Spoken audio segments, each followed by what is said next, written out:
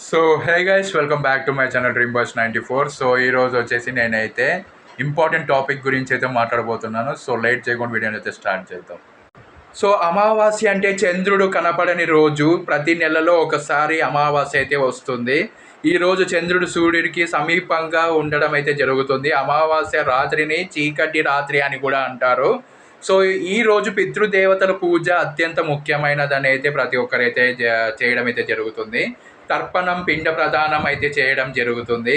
పితృదేవతలు ఈ రోజున భూమికి వస్తారని ప్రతి ఒక్కరైతే నమ్మడం జరుగుతుంది. పితృ పూజ చేస్తే పితృదేవతలు సంతృప్తి చెందుతారు. అమావాస్య రోజున ఉపవాసం చేస్తే పాపాలు నశిస్తాయని అందరూ నమ్ముతూ ఉంటారు.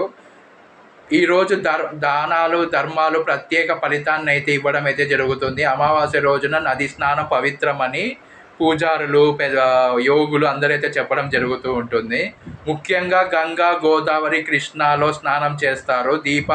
దీపదానం చేస్తే పితృదేవతలకు కృతజ్ఞతలు తెలిపిన వాళ్ళం అవుతాం మనము.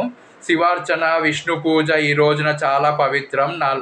నలమాంత్రిక విద్యకు అమావాస్య అనుకూలమైనదని అయితే అంటారు. కానీ శాస్త్రాలు మంచి పూజలు చేయమని అయితే సూచిస్తున్నాయి కాబట్టి అలాగే చేయాలి. ఎటువంటి చెడు పూజలు అయితే చేయకూడదు.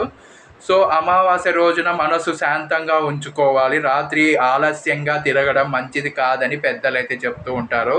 సో వాళ్ళు చెప్పినది ఏది ఊరికే చెప్పరు కాబట్టి ఖచ్చితంగా వాళ్ళ మాటలు అయితే విని మనమైతే రెస్పెక్ట్ ఇచ్చి వాళ్ళు చెప్పినట్టు విందాం ఈరోజు ఒక్కరోజన్నా. ఈరోజు పెద్దలకు అన్నదానం గొప్ప పుణ్యం అయితే ఇస్తుంది. సో పక్షి, జంతువులకు ఆహారం పెడితే మరింత పుణ్యం అయితే లభిస్తుంది. అమావాస్యలో వృక్షారోపణ కూడా పవిత్రమైన కర్మ అనే అంటారు. పితృకార్యాలు చేసి సంతానం సుఖ సంతోషాలతో ఉంటారని ప్రతి ఒక్కరు నమ్ముతారు. సో మీరు కూడా నమ్మండి, అలాగే చేయండి. ఆర్థిక కష్టాలు తొలగుతాయి అని విశ్వాసం అయితే అందరూ నమ్ముతారు.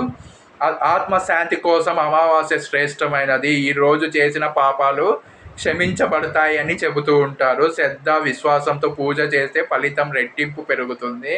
గృహంలో దీపాలు వెలిగించడం శుభప్రదం. పితృపూజ చేయమని వారు కనీసం దీపం వెలిగించాలి. తర్వాత అమావాస్య శాంతి దినం అని శాస్త్రాలు అయితే చెప్తూ ఉన్నాయి. కొత్త పనులు ప్రారంభించడానికి అనుకూలం కాదు, కానీ పితృపూజ, శివార్చన మాత్రం అత్యంత శ్రేయస్కరం. అమావాస్యలో దేవాలయాలు దర్శనం పవిత్రం. హనుమాన్, శివుడు, విష్ణువుని పూజించడం శ్రేష్టం. లక్ష్మీదేవిని కూడా పూజిస్తారు. దీపావళికి అమావాస్య లక్ష్మీ పూజకు ప్రసిద్ధి. సో దీని గురించి ఇంకా తెలుసుకోవాలని wait for another part and like this video and subscribe to my channel. Thank you.